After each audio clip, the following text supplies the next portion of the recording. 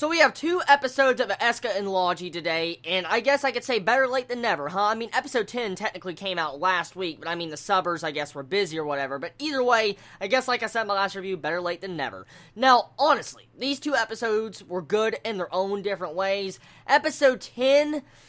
I want to tell you right now, the main point of episode 10 was pretty much revealing the backstory of Logy, and at the same time finding out he had a dream to make an airship, and Escha's older brother had a dream to make an airship too. And so right there, it felt like this backstory to Logy was more tame than I really thought. I thought it was a darker past, it was going to be something very tragic, but we find out that pretty much just Logy had his dream crushed because he caused a failure in the airship to collapse and blow up, and it had some casualties. Yes, that's pretty upsetting, and I can see how that could upset his dream goals, but I mean, the way the drama was handled in episode 10, it felt very melodramatic. Honestly. I mean, Escha crying and being all upset and all that, I'm like, no.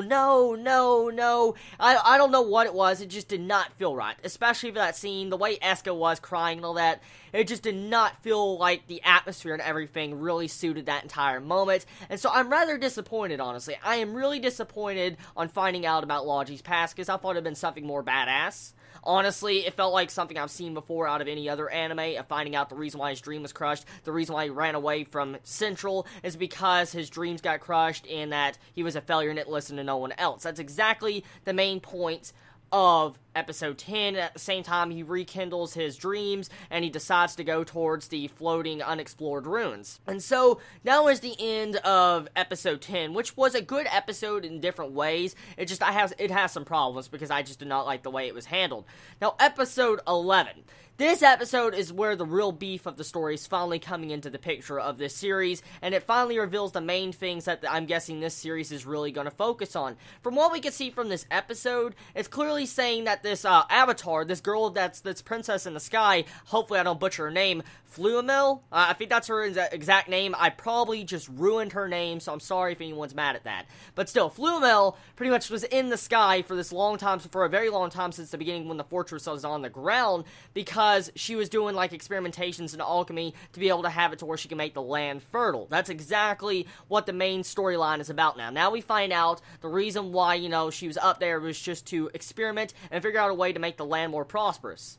And so, I like the idea of it, it's really interesting, but at the same time, I feel like this episode has some problems. For one thing, that CGI freaking griffin dragon thing, like, what? Now, the music is really good in the scene. I like the music of this episode, but I mean, the CGI, man.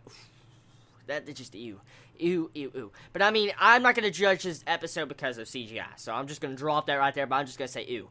Now, honestly, the problem I see with this episode, really, the big problem, was the beginning part where you see them flying on an airship. At first, it looks really fucking badass. I mean, oh my god, it's badass. I mean, you see this freaking storm and cyclone. It just, what gets me is like, what the hell, where'd this storm come from? Why is there a storm here? Because, I mean, clearly when we see from the ground at the floating ruins, it's that there's no storm, there's just floating debris. But, I mean, there was clearly a storm, and clearly that they were trying to go into the ruins while the storm was around it, but when they got there, it was clear. So what I'm getting at is like, why in the hell on the ground did it look like there was no storm? Because there clearly was a storm, there's lightning and everything, massive winds where you can't even see through, but at the same time, when they got to the ruins, there was no storm at all. But at the same time, when they were down on the ground, they never saw that storm either, but just floating boulders all the way around it. So, what? Just, okay.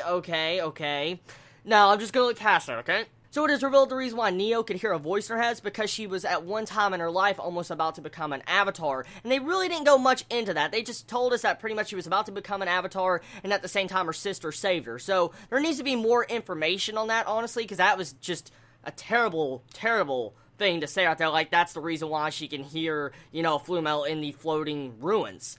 But besides that, I guess this episode was good. It had different things. I like the build-up of it. I just feel like it was not executed the best, honestly. So everybody, tell me your thoughts about this episode. Did you enjoy it? Did you hate it? What was your favorite moments about it? I love you all so much. Please be safe. Chibi out.